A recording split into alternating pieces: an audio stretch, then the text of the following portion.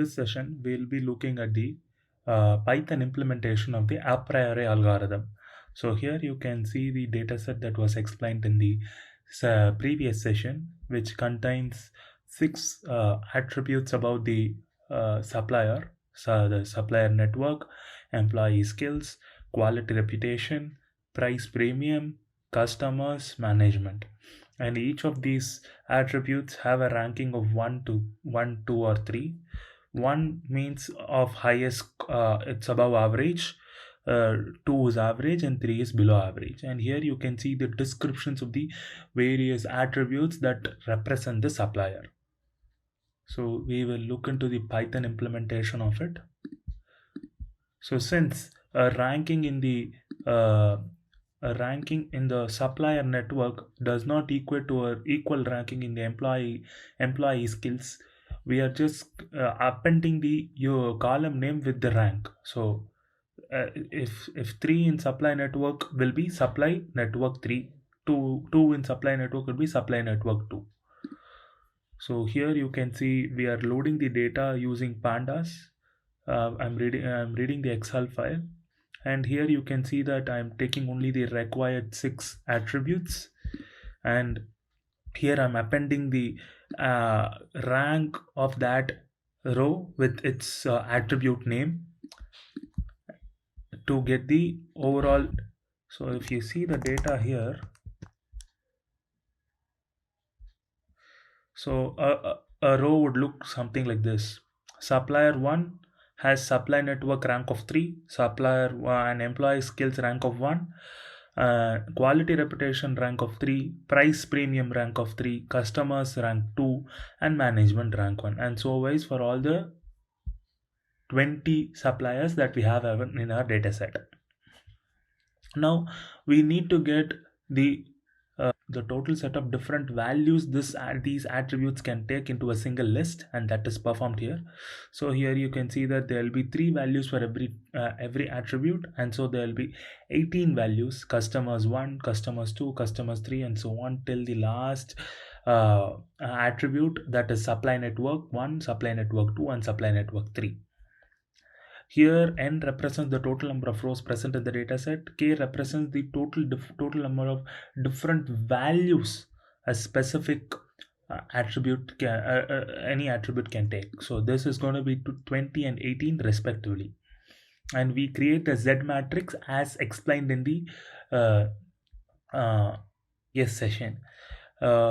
We put a 1 if we for the specific, if we find a specific object, right, quality reputation 1, we put a corresponding 1 in that column for that specific row, and thus the Z matrix is created. Here you can see wherever init j is present in that specific row, you get the value of 1. Otherwise it is default 0 because you have initialized with value 0. And so this is the definition of support, this is the definition of confidence, and this is the definition of lift. Now first you will see we need to generate all possible combinations of item sets. So to generate that, we are using the function called as combinations from iter tools, which is a library in Python, which gives all possible combinations of length length I plus 1 or length whatever value you give as an argument here from this list. And then from this list you will generate a list of all such combinations in a variable called as comb, and from this list you will take every specific combination, which is nothing but the item set, and you will calculate the support. And how do we go and calculate the support calculation is pretty straightforward. Here you can see once the Z matrix is calculated, the calculation of support is nothing but calculating the product of zk's for every row in the dataset, and then taking this average over all the rows present in the dataset, and that is what is performed here. Here you can see that for an item in the item set, you are calculating the index, and for those indexes, you are taking the product for the ZIKs for a specific ith row in the data set, and then you're taking the average across all the rows, and that is the calculation of support. And here you can see the total number of item sets that are possible from this data set is this much. It's 2,62,125, and we need to have to consider only item sets that have a high enough support, and let's have a threshold of 0.3, and we just take these item sets with support greater than or equal to 0.3, and number of such high support item set list is only 7, and from this 7 we need to find the association rules. How do we go about finding the association rules?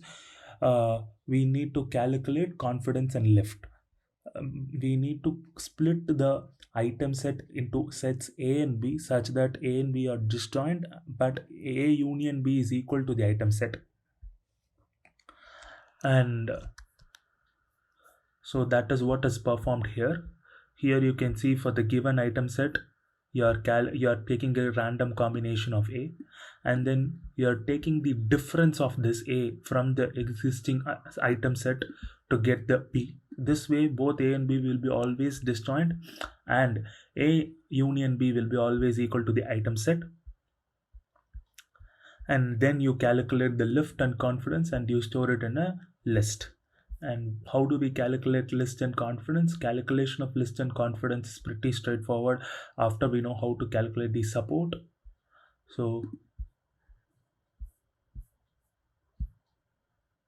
So confidence A B given A is nothing but the support of the item set divided by support A.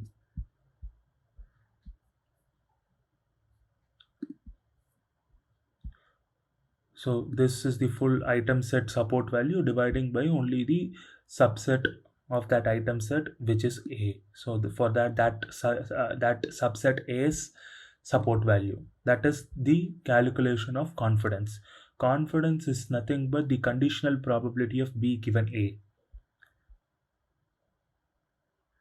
And next, calculating lift.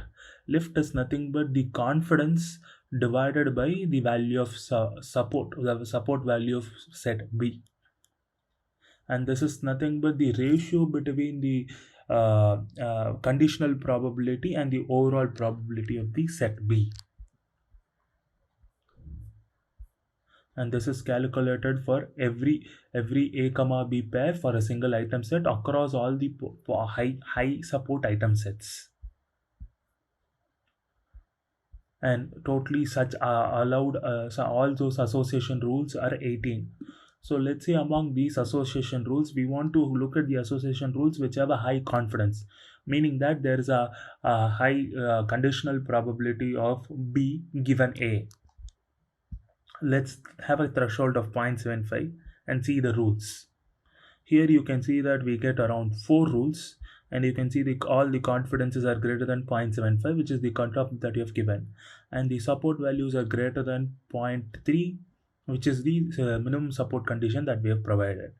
So if we qualitatively look, what rule 1 says is that if price premium is rank 3, then the quality reputation is rank 3.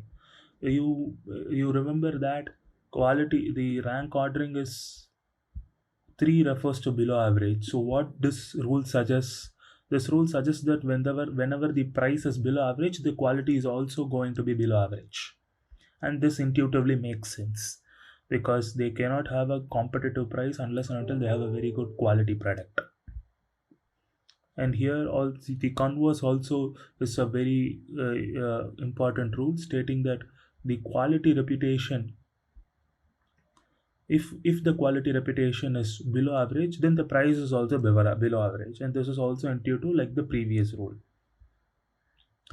And the third rule says that if the supply network is below average, then the price premium is also below average, because if the supply network is not good enough, as per the definition of supply network, uh, uh, there are not multiple streams of vendors for the raw material, and so uh, the quality of the product cannot be ensured at all times, and so the price premium can be low. And the last rule is when quality reputation is below average and the supply network is below average, the price premium is below average. So we already saw that when the supply network is below average, the price premium will be can be below average. When the quality is also compromised, then this gives more confidence that the price premium will also be below average, and that has a confidence of 1, as you can see in the support of zero point 0.3. So by this logic, by first creating the Z matrix and then calculating the support, confidence, and lift, we can obtain the association rules for a given data set. Thank you.